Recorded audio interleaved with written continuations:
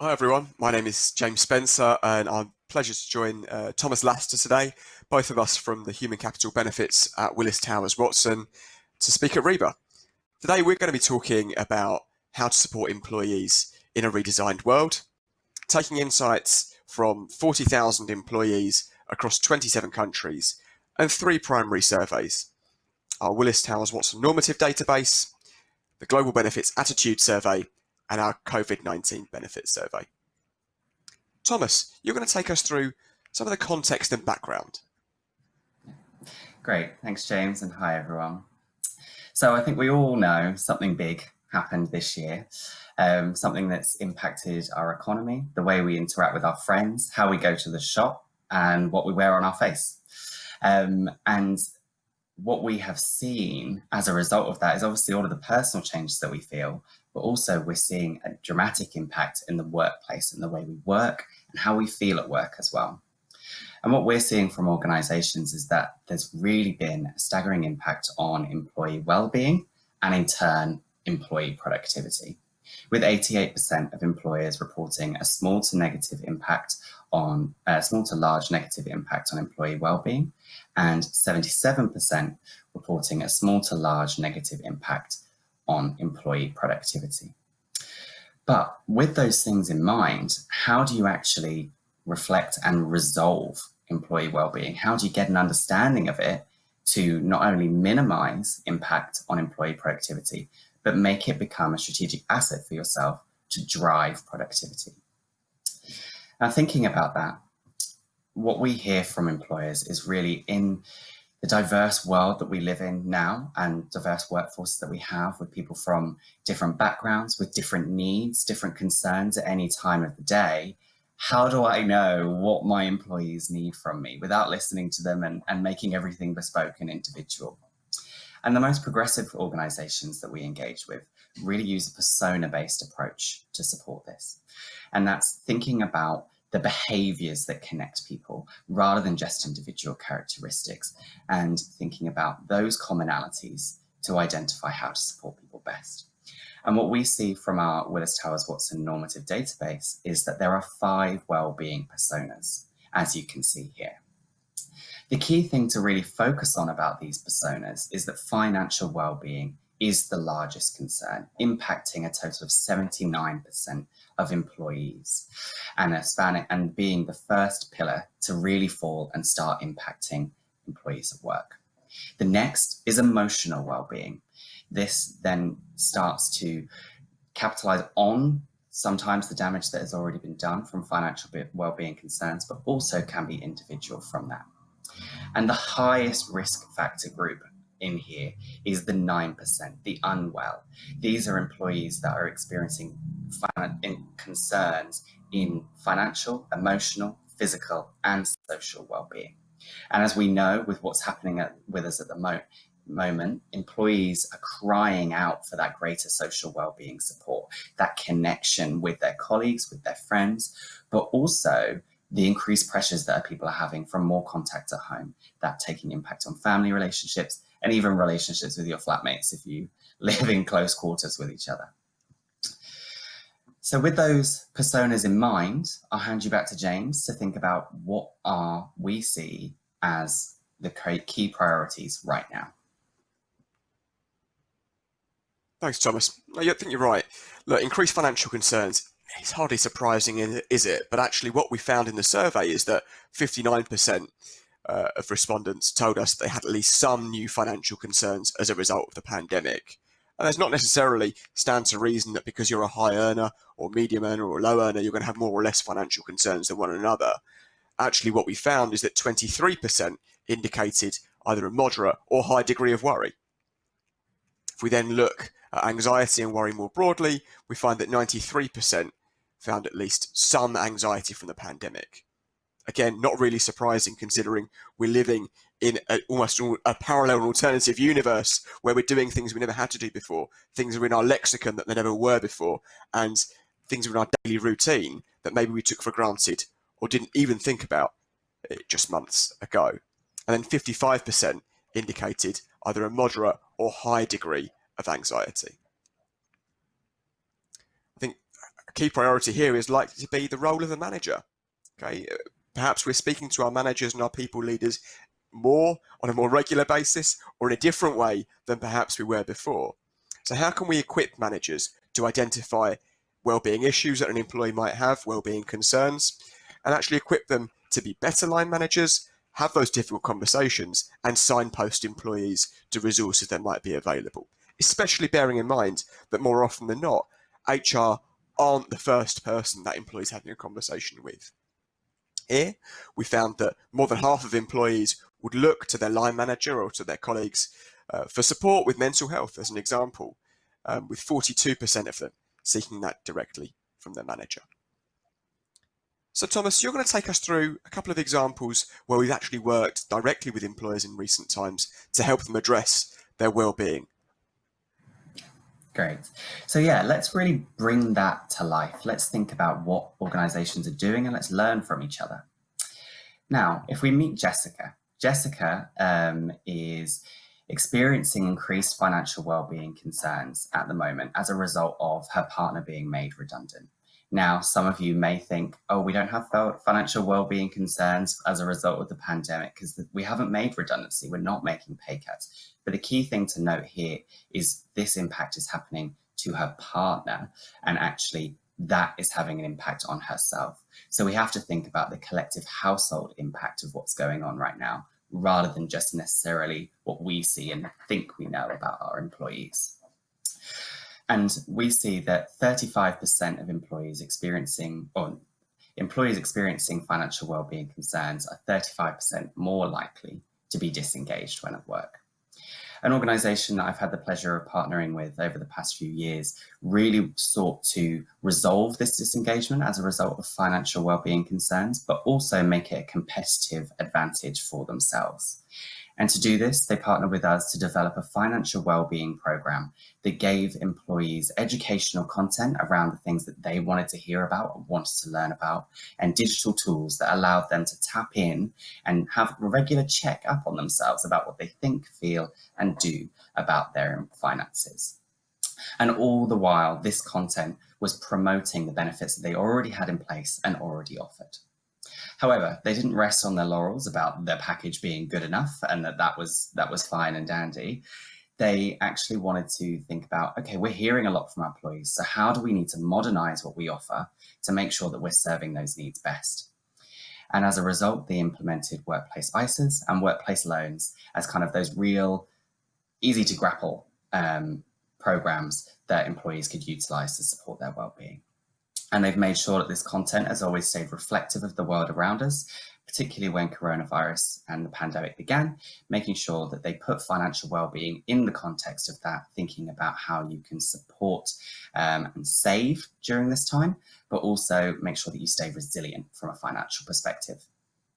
Now, let's meet Mark and think about that second priority that James.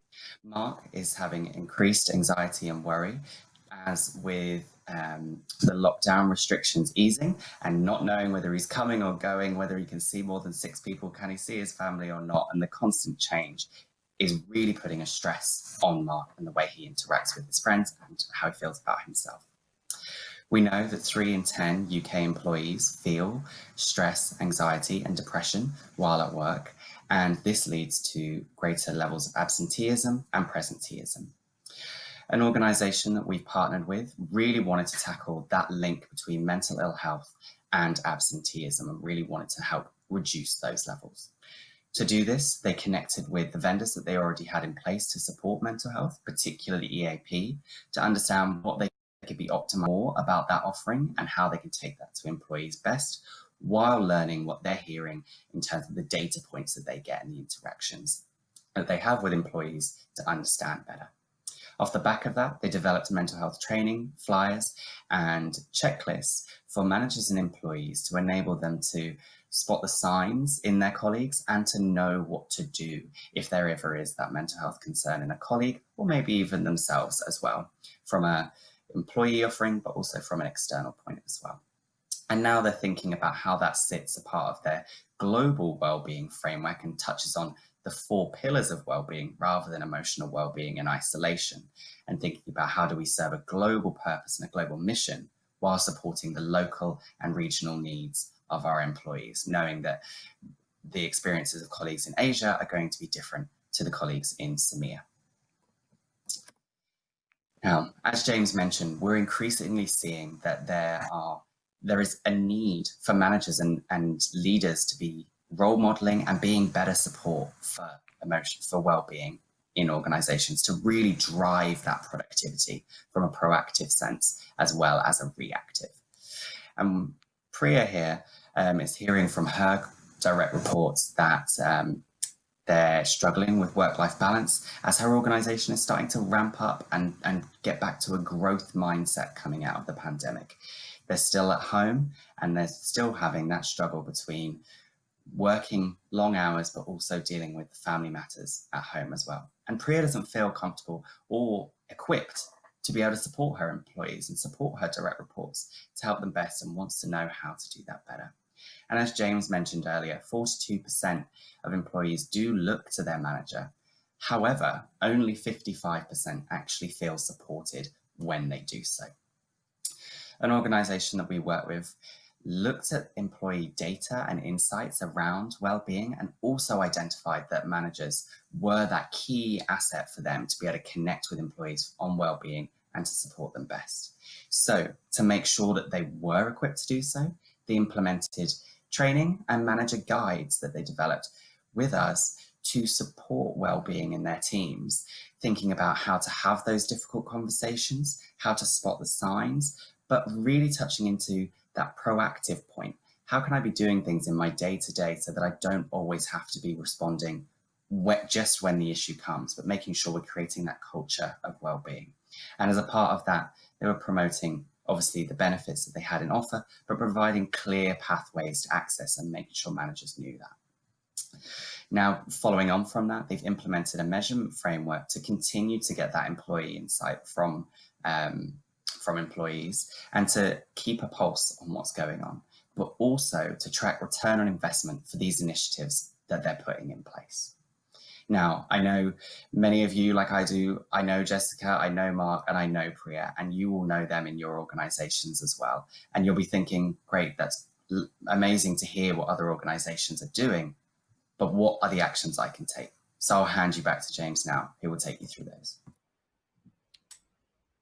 Thanks, Thomas. And I think it's always valuable to hear, again, what other employers are doing, what is best practice. And fundamentally, that's what REBA is about sharing best practice and real life case studies. But look, here's what you can do to start thinking and making steps in the right direction to address these items. Firstly, promoting your offering, thinking about what you've got, the vendors that you've got, how can you communicate that to the workforce, especially now when many of us are working remotely and in a different way than we were before. Providing the right resources, tools and products is critical. So perhaps where you don't have that right now, thinking about what those gaps are and how you can address those. But I think now more than ever, we're not living in, 1980 or 1970 where, there were final salary pension schemes. There was only one earner in the household. There were 2.4 children. We were all married and living in that very traditional lifestyle. But actually, many of our benefits are still anchored in that way, in that kind of job for life mentality too, when we all know that perhaps isn't the reality for many of us anymore. So thinking about modernising the benefits package too. To address anxiety or worry, review the benefits deal. Is it still fit for purpose? Looking at HR policies and practices around leave allowances, around absence, but also around, identifying issues that perhaps are new when we're dealing with for the first time, and having an HR policy around those too will help you have a broader and more holistic strategy. But I cannot underestimate enough the role of the line manager here. They are the first point of contact for so many people. So equip them, empower them. Think about employee insights too. Your employee resource groups, whether that be BAME, LGBT, working parents too, using them and listening to them about the unique requirements and unique well-being issues that their members might be facing is a really good starting point too. And then finally, track the return on investment. What is your baseline today? Are you listening to employees on these areas above and beyond just an annual engagement survey? Think about virtual focus groups. Think about different data points you might have in your organization, be it around absence, be it around exit interviews, be it around just more general feedback you might be getting across a range of issues too. To pinpoint those, find your baseline, and then by making these adjustments to your benefits deal, by modernising your benefits, by thinking about how you can help employees address those financial concerns in a workplace capacity, start making those incremental changes and you will see that return on investment. So look, we've cantered through a great deal of items here today and spoken to you about areas that we're helping other employers with. But here's how you can engage with us across REBA, and we look forward to answering your questions.